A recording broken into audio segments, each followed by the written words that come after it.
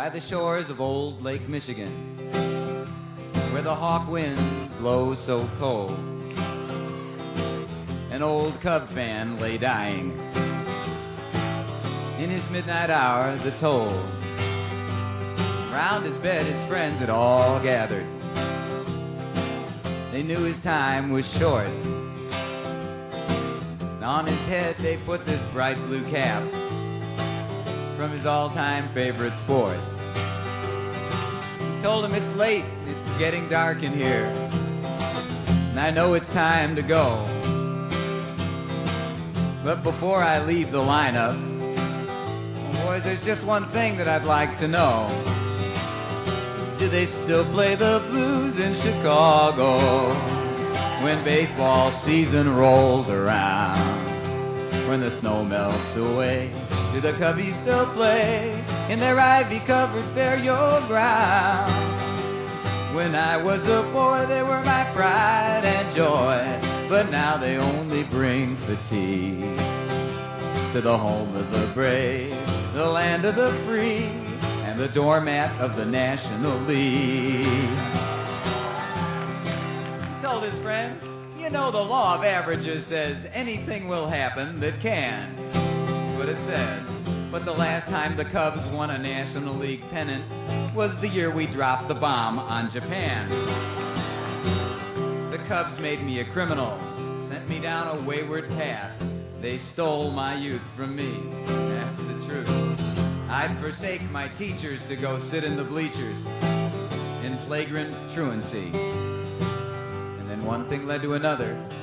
And soon I discovered alcohol, gambling, dope, football, hockey, lacrosse, tennis. But what do you expect when you raise up a young boy's hopes and then just crush them like so many paper beer cups, year after year after year, after year after year after year after year after year, till those hopes are just so much popcorn for the pigeons beneath the L tracks to eat." He said, "You know, I'll never see Wrigley Field anymore before my eternal rest. So if you have your pencils and your scorecards ready, I'll read you my last request." He said, "Give me a doubleheader funeral in Wrigley Field on some sunny weekend day, no lights. Have the organ play the national anthem, and then a little na-na-na-na, hey, hey, hey, goodbye. Make 6 bullpen pitchers carry my coffin, and 6 groundskeepers clear my path. Have the umpires bark me out at every base in all their holy wrath. It's a beautiful day for a funeral. Hey, Ernie, let's play too. Somebody go get Jack Brickhouse to come back and conduct just one more interview. Have the Cubbies run right out into the middle of the field. Have Keith Moreland drop a routine fly. Give everybody 2 bags of peanuts and a Frosty malt, and I'll be ready to die. Build a big fire on home plate out of your Louisville Slugger baseball bats and toss my coffin in. Let my ashes blow in a beautiful snow from the prevailing 30-mile-an-hour southwest wind.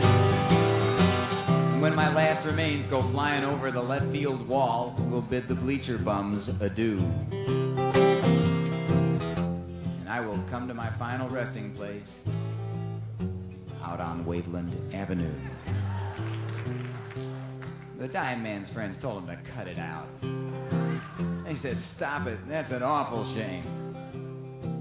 He whispered, "Don't cry, we'll meet by and by near the Heavenly Hall of Fame."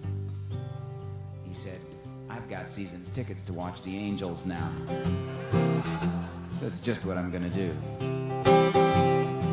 He said, "But you, the living, you're stuck here with the Cubs, so it's me that feels sorry for you."